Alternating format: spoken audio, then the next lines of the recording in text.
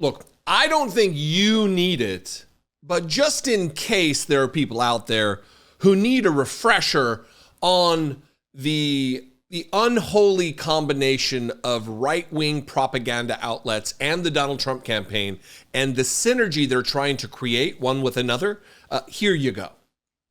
Yesterday, Donald Trump held a long-ranging, not wide-ranging press conference where he looks unwell, he sounds unwell, he rambled about crowd sizes. It was just an airing of grievances for about an hour. Very weird. Even the podium didn't have a campaign header on it. It just said Mar-a-Lago Club. Very weird. And what they're doing here is attempting to distract from and squelch the momentum of the Kamala Harris-Tim Walz campaign. Tim Walz campaign. Everybody's emailing me, spell his name right, say his name right. I'm getting it. And so what they're doing is to create a distraction that a bunch of people can talk about, and people aren't talking about it in the right way, rather than point out the absolute degradation of Donald Trump's mental state and the clear danger that he poses to the United States as a candidate for president of the United States. They're just talking about the fact that he did the presser. Almost zero pushback that I could witness in the moment from the press. Just letting him ramble. The press is failing. Anyway, the press is failing on more than one front. Certainly on the Fox News front, on the Newsmax front, on the OAN front, on the New York Post front, on the Wall Street Journal front. Any property that is owned by Rupert Murdoch and others, they are failing. If their role was to try to protect America, if their role is to try to protect Donald Trump and propel him to the presidency, they're doing a fine job. I want to play this first clip, and then we're going to get to a fact check before I play Donald Trump's insane remarks. But here's Jesse Waters talking to Trump stooge Jason Miller, just on TV, metaphorically filleting Donald Trump, saying that the presser was perfect. It was flawless. No viral moments came from it because it was just that good. Watch this. There was nothing after this press conference that got picked up and went viral by the mainstream media that they were like, gotcha, he said this, he said that, in a negative news cycle. It was flawless. It was a flawless performance. It was flawless. It was a flawless performance, says hairdo Jesse Waters. Here's the fact check. First of all, Donald Trump rambled about crowd sizes. He transitioned from the attempt to overthrow the United States government by way of overturning a free and fair election. He went from dispatching a mob to attack the United States Capitol to talking about crowd size and comparing his speeches to MLK's speeches. So here's the fact check before we play his clip.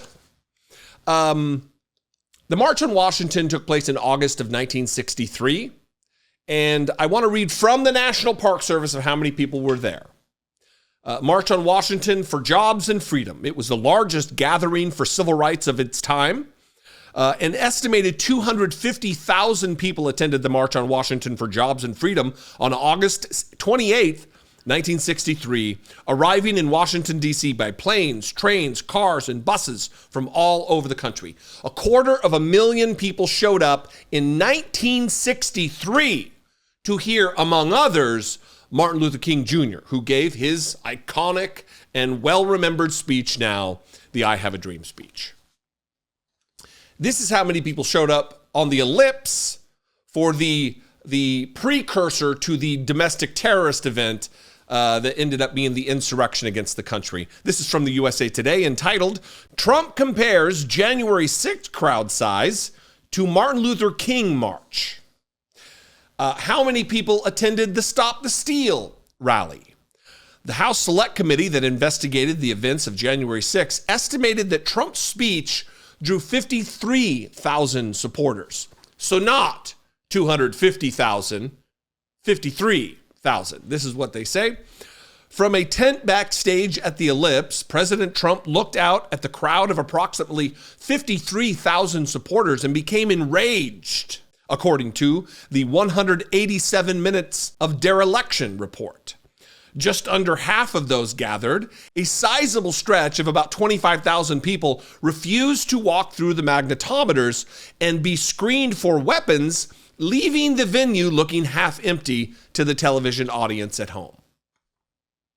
There's a lot to unpack there that we're not going to get to. The fact that nearly half the audience, almost half the audience, were worried about going through magnetometers because of the weapons they were carrying that they were then going to take to the Capitol to attack Capitol Police and the country.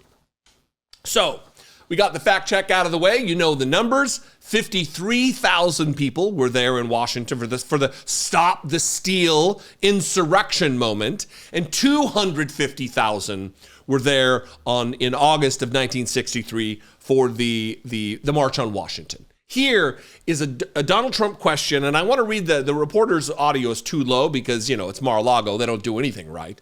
Here's the question he's getting ready to answer. Mr. President, you just said that it was a peaceful transfer of power last time when you left office. You didn't concede. January 6th was a violent attack. How was that a peaceful transfer of power? Do you think that the last time was a peaceful transfer of power when you left office? That's the question. Here is the answer. If you look at January 6th, which a lot of people aren't talking about very much, I think those people were treated very harshly.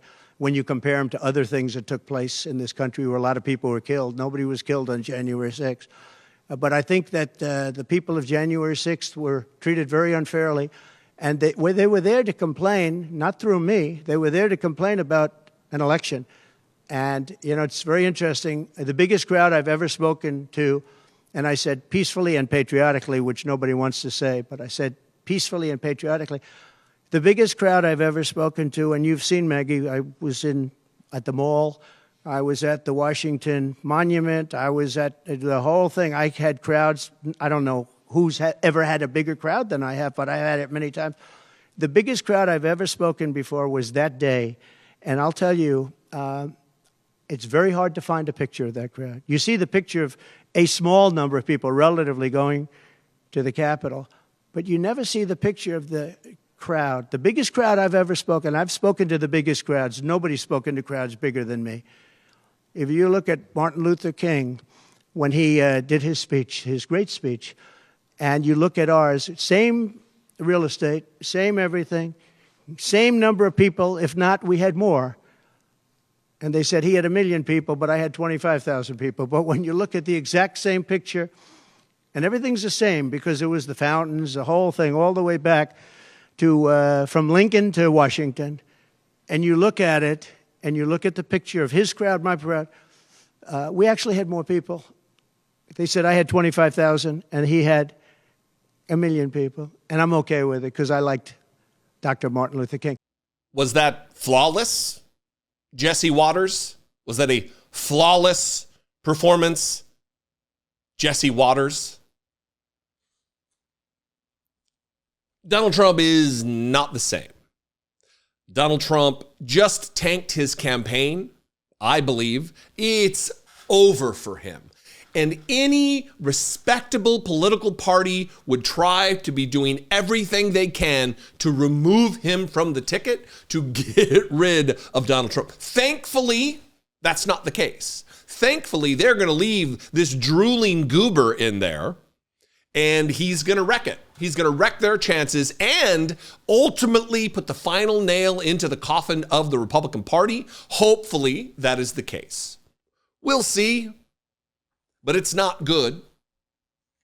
It's not good that we even have the chance that Donald Trump could be reelected to the presidency. This is a man who needs to die in prison for his crimes against the country, against humanity in general, his feckless and corrupt performance during the pandemic alone is enough. Anyway, I'd love to know what you think about this. You can call, leave me a voicemail, 714-576-4054. Of course, as always, you can email me daily at Dollemore.com. I appreciate your time. I appreciate your attention. If you appreciate me and you want to help support this work, if you want to help me make these videos, click the join button below. And for $2 a month, you can become a channel member. Same deal over at Patreon, patreon.com/IDoubtIt podcast. Follow me on social media if you're there. Do not sign up to follow me on social media. That is just self-abuse. I'm at Dollemore everywhere, though, if you want to do that. And I'll see you next time. Be genuine. Take care of one another.